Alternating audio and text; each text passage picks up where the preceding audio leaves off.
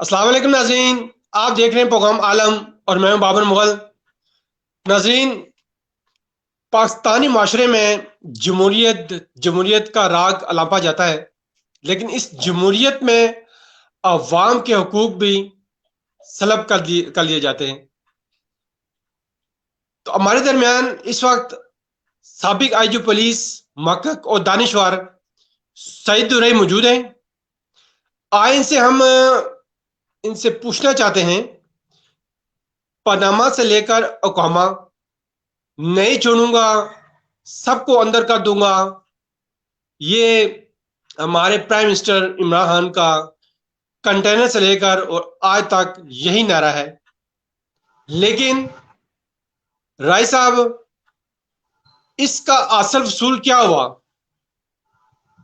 اس پکڑ دھکڑ سے اصل وصول کیا ہوا؟ الٹا حکومتی وسائل، وقت اور پیسہ بھی پانی طرح پایا جا رہا ہے۔ کیونکہ ہم نے ایک دو پروگرام اس سے پہلے بھی کیے تھے کہ یہ سیاسی یا جمہوری جو ہماری خرابیاں ہیں، اس کو آپ کس طرح سے دیکھتے ہیں، اور کیا اس جمہوریت سے عوام ثمرات یا فوائد حاصل کر رہے ہیں؟ آپ کیا کہتے ہیں اس حوالے سے؟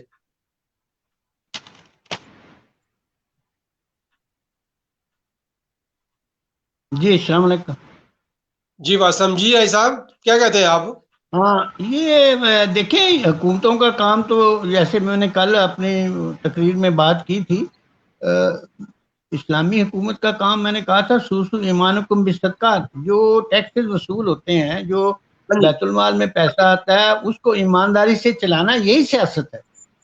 ایسا ہی حدیث تو یہ کہتی سیاست، اور دنیا میں بھی یہ ہے کہ اگر آپ کا فائنانس بل فیل ہو جائے اسمبلی میں تو حکومت چلی جاتی ہے۔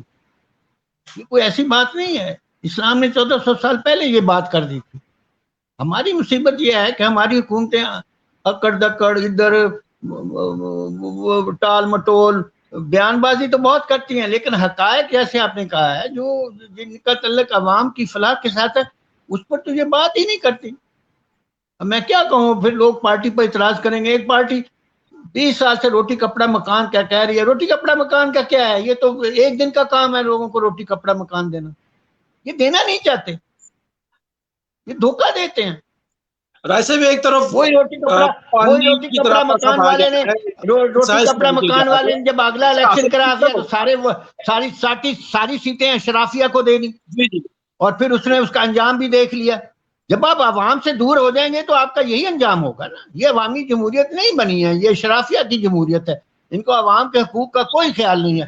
میں اب آپ کو یہ بتانا چاہتا ہوں کہ ہمارے پرائم منسٹر صاحب بڑی اچھی بات کرتے ہیں، ریاست مدینہ کا حوالہ دیتے ہیں، میں ادھر آتا ہوں۔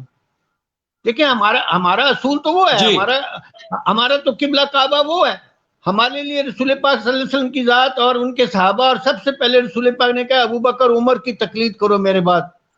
علماء سے پوچھ لیں، بے شک۔ عمر نے میں یہ کہنا ہے، حضرت ابو بکر، حضرت عمر رضی اللہ نے کیا کام کیا سب سے پہلے؟ میں نے کل بھی بات کی تھی، میں اس ایشو پر آنا چاہتا ہوں اور پرائم منسٹر صاحب سے درخواست کروں گا کہ اس کے اوپر کوئی عملی قانون بنائیں۔ سب سے پہلا قانون جو ابو بکر صدیق عمر نے بنایا تھا وہ کہ سیاست اور کاروبار اکٹھا نہیں ہو سکتے۔ یہ پہلے دن کا واقعہ ہے۔ ابو بکر صدیق کو کاروبار نہیں کرنے دیا حضرت عمر نے، اور بعد میں حضرت عمر کے زمانے میں جب کچھ گورنر نے سرکاری عہدے کا فائدہ اٹھاتے ہوئے کاروبار کیا، آپ نے ان کی جائیدادیں ضبط کر لی، کیونکہ رسول پاک نے کہا تھا اخوان الخیانہ اذا تجر الوالی فی الرعیہ، اگر آپ کا والی، آپ کا سیاستدان، آپ کا مالک، آپ کا حکمران تجارت کرتا ہے تو وہ تو خائن ہے۔ یہ حدیث ہے۔ ہمارے علماء ان چیزوں کو نہیں جانتے، وہ صرف رٹو بازی میں جانتے ہیں۔ 20 ہزار کتابیں پڑھی ہوں گی انہوں نے، اور لوگوں کو پتہ نہیں کیا کیا پڑھاتے رہتے ہیں، منطق اور کیا، لیکن جو حقائق ہیں ان کا ان کو پتہ ہی نہیں۔ اسلامی حکومت چلانے کا پہلا اصول یہ ہے جو ہمیں ریاست مدینہ میں ملا، کہ سیاست اور کاروبار نہیں چل سکتے۔ اب ایک سیاسی آدمی آ گیا ہے، آپ کے پاس نون لیگ کا لیڈر موجود ہے، وہ تو کاروبار کی بات کرے گا، وہ مودی کے ساتھ بھی کاروبار کی بات کرے گا، وہ باجوہ کے ساتھ بھی کاروبار کی بات کرے گا, وہ ہر آدمی کو خریدنے کی کوشش کرے گا. آپ کو پتا ہونا چاہیے یہ, اگر آپ کو نہیں پتا تو ہم بدترین ہم گناہگار ہیں اور ہم بیوقوف ہیں, اور یہ بیوقوف شخص ہم سے زیادہ عقل مند ہے. یہ ہر شخص کو خریدنے کی کوشش کرتا رہا ہے, ججز کو خریدا, وکیلوں کو خریدا, کس کو نہیں یہ خریدتا؟ اس کا کام ہی کاروبار ہے. مودی کو خریدا, راہ کے پیسے اس کو مل رہے ہیں اور یہ پیسے پاکستان میں لگا رہا ہے. یہ وہی لائن ہے جو وہ ایسٹ پاکستان میں چلائی تھی اور پھر آپ کے وہ ایم کیو ایم کے لیڈر نے چلائی. یہ اسی لائن پر جا رہے ہیں. ہمارے ملک میں جو پیسہ آ رہا ہے سیاسی کاروبار کے لیے, راہ کا پیسہ ہے. میری بات کو یقین رکھیں, پچھلے ایک سال میں انہوں نے پوری کوشش کی ہے کہ باجوہ کو خرید لیں.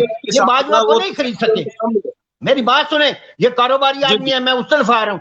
یہ باجوہ کو نہیں خرید سکے. اصل بات یہ ہے, اس کو اور کیا اس کا دکھ ہے, اور کوئی دکھ نہیں ہے. یہ ایک پیسہ بھی نہیں لگاتا, اپنا پیسہ تو باہر لے جاتا ہے. یہ راہ کا پیسہ پاکستان میں لگاتا ہے, یہ مودی کا پیسہ لگاتا ہے. یہ تو آئی ایس آئی کو اسی دن ان کو مودی کو اور پرائم منسٹر کو گرفتار کرنا چاہیے تھا جب مری میں یہ چوری مل رہے تھے غیر قانونی طور پر. یہ ہماری آئی ایس کی سب سے بڑی کمزوری ہے. یعنی ہم 2 دفعہ ڈسے جا چکے ہیں ایم کیو ایم کے تھرو اور ایسٹ پاکستان کے اس کے تھرو, اور یہ تیسرا آ گیا ہے سمپولیا ہمارے سامنے. وہ مطلب ہے کہ کاروبار, یہ تو کھانے پینے اور کاروبار کے علاوہ تو 3 منٹ کوئی بات نہیں کر سکتا. تو میں یہ کہہ رہا ہوں سیاست اور کاروبار پر قانون بنائے. ریاست مدینہ کا پہلا قانون پرائم منسٹر صاحب بنائے کہ کوئی کاروبار آدمی سیاست میں نہیں آئے گا. اس کا ساری کاروبار ہوگا تو وہ حکومت کے حوالے ہو جائے گا اس عرصے کے لیے, حکومت اس کو چلائے گی. بس میں دیکھتا ہوں کس طرح یہ آتے ہیں اور کیسے ذاتی مفادات کرتے ہیں. پہلا قانون پر اگر ریاست مدینہ پر عمران کا یقین ہے تو عمران صاحب پہلا قانون یہ بنا دیں, اس ملک کو نجات دلائیں ان کاروباری لوگوں سے. عوام کے حقوق تو پھر سلب ہو جائیں گے نا. یہ تو اپنے ذاتی مفادات کے لیے, آپ دیکھ لیں انہوں نے کیا کیا کیا. قوم کے بیٹے تو ان کے بچیاں نہیں ہیں نا, ان کے بچے تو وہ ہیں جو لندن میں عیاشیاں کر رہے ہیں. اور یہ جناب علی ہمیں تانا دیتے ہیں.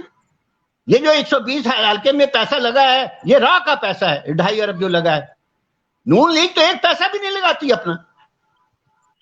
وہ پیچھے ہمارے بیٹھے ہیں, وہ ادھر سرحد میں بھی بیٹھے ہیں اور بلوچستان میں بھی افغانستان کے تھرو بیٹھے ہیں. یہ وہ آدمی ہے جس نے کلبھوشن کا نام ساری دنیا کی یونائٹڈ نیشن نے میں نے لیا تھا. اس سے بڑی ملک کے ساتھ بے وفائی کیا ہو سکتی ہے؟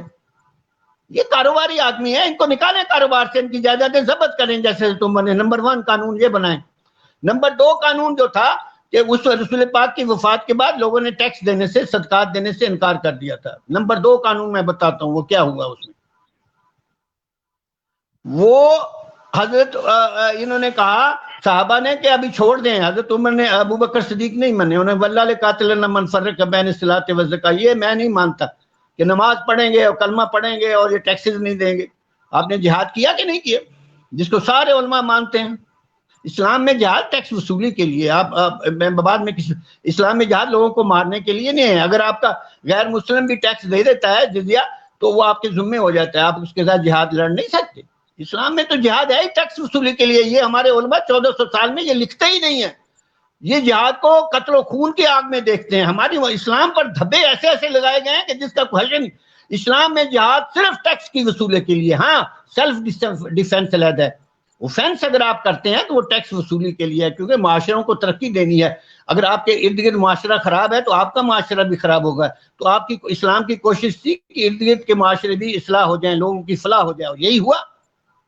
حضرت عمر نے آدھی دنیا پر حکومت کر لی, اسی ٹیکس کے قانون پر کی اور کسی پر بھی نہیں کی. تو جناب علی ٹیکس کی وصولی کو صحیح کریں. ٹیکس کی وصولی میں سمپل اصول بتاتا ہوں. آپ بکرا قربانی کرتے ہیں نا تو 1/3 صدقہ دیتے ہیں.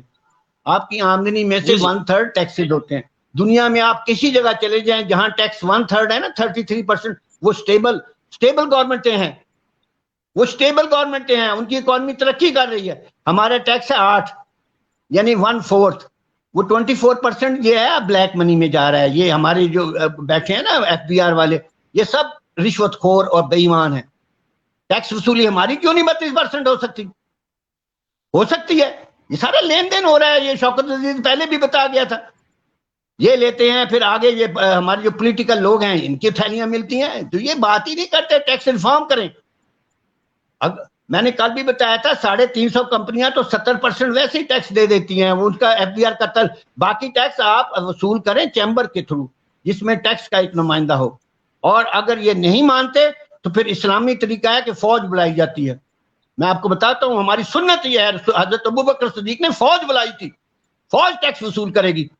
یہ ایف بی آر کو پرے کر دیں، ایف بی آر کا نمائندہ ساتھ کھڑا ہو. پچھلے زمانے میں ہمارے ملکوں میں، ہمارے ایسٹرن کنٹریز میں ٹیکس دینے کا رواج نہیں ہے. میری بات سن لیں، میں آپ کو بڑی تاریخی حقائق ہمارا رواج نہیں ہے. اسلام نے اسی لیے ان کو جہاد کے لیے حکم دیا تھا. دیکھیں آپ تاریخ پڑھیں، جب ٹیکس وصول کا نمائندہ جاتا تھا وہ گھوڑے پر جاتا تھا، اور ساتھ ایک گھوڑے پر دوسرا آدمی ننگی تلوار لے کر کھڑا ہوتا تھا جب ٹیکس وصول. آپ میرا بات سمجھ گئے؟ کون نہیں ٹیکس دیتا؟ یہ ہمارے ملکوں میں صدیوں سے طریقہ تھا. ٹیکس وصول کرنے والے کے ساتھ ایک آدمی گھوڑے پر تلوار لے کر کھڑا ہوتا تھا. کیسے نہیں ٹیکس دیتے؟ آپ فوج کو بھیجیں، یہ ہماری سنت ہے، ابو بکر صدیق کی سنت ہے. اگر ٹیکس نہیں دیں گے تو فوج وصول کرے گی. ایف بی آر کو جہنم میں بھیجیں. یہ بہت بڑے بڑے ہاتھی بن گئے ہیں چور. کل عمران صاحب نے کہا میں پکڑتا ہوں، پکڑے نا ان کو، ان کی جائیدادیں باہر اور اندر نکالیں. یہ 70 سال میں جو پاکستان کو پیسہ نہیں ملا اس سے 3 گنا یہ کھا گئے. میں 8% اور 32% میں 1 اور 4 کا ریشو ہے، آپ یاد رکھیں. ہماری tax G D P ratio 8% ہے. تو جناب علی دوسرا طریقہ یہ ہے کہ ایف بی آر کو ریفارم کریں، ختم کریں اور فوج کے حوالے کریں. وہاں ضرور ایف بی آر کا اور چیمبروں کے ساتھ ملائیں. میں آپ کو عجیب سی بات بتاتا ہوں، ہمارا کاروبار ملک فیل کیوں ہو رہا ہے؟ دیکھیں جب آپ بلیک منی میں چلی جاتے ہیں نا، وہ پیسہ آپ استعمال نہیں کر سکتے. ٹیکس صحیح دیتے ہیں تو آپ کا باقی پیسہ کاروبار میں لگ جاتا ہے. جب آپ ٹیکس نہیں دیتے تو پھر آپ وہ نہیں شو کرتے اپنی آمدنی میں، وہ بلیک منی میں چلا جاتا ہے اور کاروبار میں نہیں لگتا. ایک طرف کاروبار فیل ہو گیا، دوسرے طرف مافیا ترقی کرنا شروع کر دیتا ہے یا پیسہ ملک سے باہر چلا جاتا ہے. تو جناب علی ٹیکس وصولی سے 2 تلوار ہے. آپ کے کاروباری حلقے کو ان کی جائز آمدنی اپنی صحیح طور پر انویسٹ کر، کوئی نہیں ان کو پکڑے گا. اور دوسرا یہ مافیا بھی ختم ہو جائے گا، بلیک منی بھی ختم ہو جائے گی. تو رسول پاک صلی اللہ علیہ وسلم کی، ابو بکر صدیق کی، یہ تو ہم فیل ہو چکے ہیں ٹیکس وصولی میں، اس میں کوئی شک نہیں ہے. شبر زیدی کا جو ہم نے اثر کیا نا، اس کے بعد تو 8% جی ڈی پی ٹیکس لینا یہ تو کچھ بھی نہیں ہے، یہ تو آپ کی کمپنیز ویسے ہی دے دیتی ہیں. تو فوج کو بیچ میں انوالو کریں. فوج جا کے تلوار لے کے کھڑی ہو، کون نہیں ٹیکس دیتا؟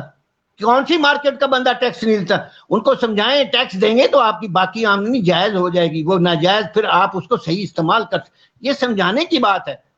یہ آپ لیکچر دیں ان کو بلا کر، ان کو سمجھائیں کاروباری طبقے کو. یہ بہت اچھے لوگ ہیں، یہ کاروبار کرتے ہیں، محنت کرتے ہیں، لیکن ان کو ٹیکس کے محکمے نے ان کو ذلیل کر کے رکھ دیا ہے، ان کے 2 کھاتے کھلوا دیے ہیں. تو جناب علی یہ بات یاد رکھیں، اس وقت اور کوئی طریقہ نہیں ہے. فوج کا نمائندہ ساتھ جائے گا ٹیکس وصولی کے لیے. کون ٹیکس؟ اور ان کو بتا دیں جب آپ صحیح ٹیکس دیں گے نا تو آپ کی باقی جائز آمدنی آئے گی، بلیک منی نہیں ہوگی.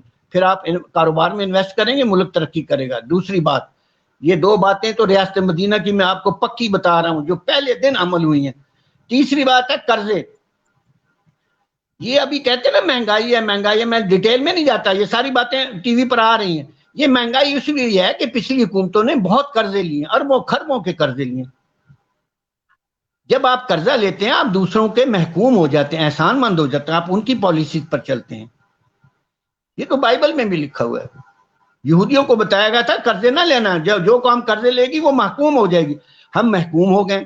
اور تیسری بات ہے انہوں نے قرضے اسمبلی سے اپروو نہیں کرائے. یہ کس طرح کے پولیٹیشنز ہیں؟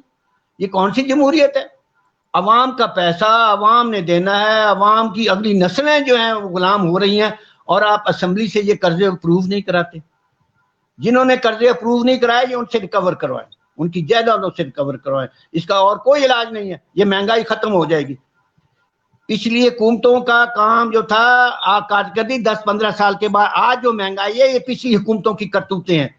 یہ حکومت اگر اپنے کرتوت کرے گی تو ان کا اثر اگلے 10 سال کے بعد آئے گا، یہ میں بتا دیتا ہوں. یہ ڈرامہ کر رہے ہیں، یہ ڈرامہ کر رہے ہیں، اپنے گناہ اور اپنی برائیاں چھپا رہے ہیں. کیا بنا اس گورنمنٹ نے بھی، عمران خان حکومت نے بھی قرضے لیے، اور یہ جو قرضے لیے یہ کس قرضے سود دینے کے لیے لیے نا. پچھلے یار آپ پچھلے خربوں کے قرضے ہیں، ان کا سود دینا ہے. آپ میں جیل سے دوں گا، آپ دیں گے؟ یہ کیا کریں عمران؟ وہ کئی دفعہ تو کہہ چکا ہے میں ان کا سود دینے کے لیے قرضہ لے رہا ہوں. یہ سود دینا یہ انہوں نے کیوں قرضے لیے؟ اور تیسرا بھی ہے کہ یہ ایک اور آ رہا ہے، گورنمنٹ سرونٹس اور دوسرے لوگ اپنے اسیسمنٹ جو اینول ہے اس میں دکھا دیتے ہیں میں نے اتنا قرضہ لیا. شہباز شریف صاحب نے کروڑوں خربوں کے قرضے جی میرے فلانے آئے ہیں. اس کے لیے قانون بنائے قرضہ. جس طرح حکومت قرضہ لے گی تو اسمبلی سے پروو کرے گی. کوئی آدمی اگر قرضہ کسی سے لیتا ہے تو اس کو سرٹیفکیٹ دینا پڑے گا حکومت کو کہ یہ فلانا آدمی مجھے قرضہ دے رہا ہے، اس کی آمدنی جائز ہے، وہ ٹیکس دیتا ہے. پھر وہ ٹیکس ایسے نہیں ہے کہ قرضہ لے لیں، اس پر بھی قانون بنائیں. کیوں؟ سرکاری عہدیدار یا جب کوئی قرضہ لیتا ہے وہ دوسرے کا احسان مند، ہمیں کیا پتا وہ را قرضہ دے رہی ہے یا کون دے رہی ہے، ہمیں کیا پتا کہاں سے پیسہ آ رہا ہے. تو جناب علی قرضہ لینے والے کو حکومت کو بتانا پڑے گا کہ یہ قرضہ میں فلانے سے لے رہا ہوں اور جو دینے والا بھی یہ ہے اور وہ ٹیکس فری آمدنی اس نے ٹیکس پے کیا ہوا ہے. تو میں دیکھتا ہوں یہ کتنے لوگ قرضہ لیتے ہیں. یہ بھی قانون بنائیں، ان کے یہ پلگ آن کریں. یہ چوری کے دروازے ہیں، یہ بلیک مافیا جو ہے نا، یہ وہ بلیک منی کو گھمانے کا طریقہ ہے. اس کے لیے قانون سازی ہونی چاہیے، یہ بھی قانون سازی کریں. یہ 3 قانون سازیاں ہو گئی. چوتھی میں یہ کرنا چاہتا ہوں کہ ہماری جمہوریت جو ہے اس میں بڑے فلاز ہیں، وہ شرافیہ کی ہے. عوام اپنے حقوق، عوام کی نمائندگی اسمبلی میں نہیں، عوام ووٹ نہیں دے رہے. یہ شرافیہ کل میں نے سمجھا دیا تھا. اگر آپ کی لیبر اور کسان 80% ہیں، عمران صاحب قانون بنائیں اسمبلی میں 80% ان کے نمائندے ہونے چاہیے مڈل کلاس کے. شرافیہ ساری بیٹھی ہے وہاں لوٹ مار کرنے کے لیے. یہ کون سی جمہوریت ہے؟ یہ چوتھا قانون بنائیں تاکہ عوام کو ان کا اپنے عوام کے حقوق کی بات، یہ عوام کو حقوق دیں گے جا کر. یہ 80% جو نمائندے لیبر اور جو کسانوں کے ہوں گے بھی، جتنی آبادی میں لوگ ہیں اتنے اسمبلی میں ریپرزینٹ نہیں ہونے چاہیے.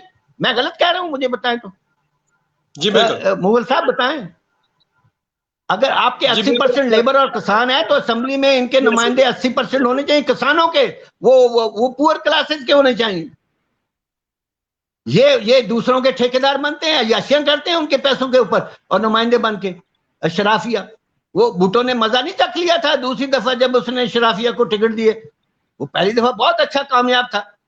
اس نے وہ مار کھائی کہ پھر آپ کو پتہ ہی ہے تاریخ اس کی گواہ ہے، کیونکہ اس نے عوام کو چھوڑ دیا تھا. ابھی تک عوام کو انہوں نے چھوڑا ہوا ہے. یہ عوامی جمہوریت نہیں ہے، یہ شرافیہ کی جمہوریت. اس پر بھی قانون سازی کرے. میں نے یہ 4 اصول فنڈامنٹلی ابھی آپ کو بتائے ہیں. اگر آپ ان پر قانون سازی کر لیں گے تو انشاءاللہ تعالی آپ کا ملک صحیح طرف چلنا شروع ہو جائے گا اور آپ کی بلائیں بھی ختم ہو جائیں گی انشاءاللہ تعالی. کوئی پرابلم نہیں ہے، کوئی پرابلم نہیں ہوگا انشاءاللہ تعالی. جی بہت شکریہ ناظرین. جی بہت شکریہ ناظرین. یہ تو سابق آئی جی پولیس مکہ کو دانشور صدری صاحب جو حکومت اور عمران خان صاحب کو بہت ہی صائب مشورہ دے رہے تھے اور بہت خوبصورت جو گفتگو کا جو عنصر تھا وہ سیاست اور کاروبار کو الگ کرنا تھا. ان خوبصورت باتوں کے ساتھ ناظرین آپ سے ہم اجازت چاہتے ہیں. اللہ حافظ.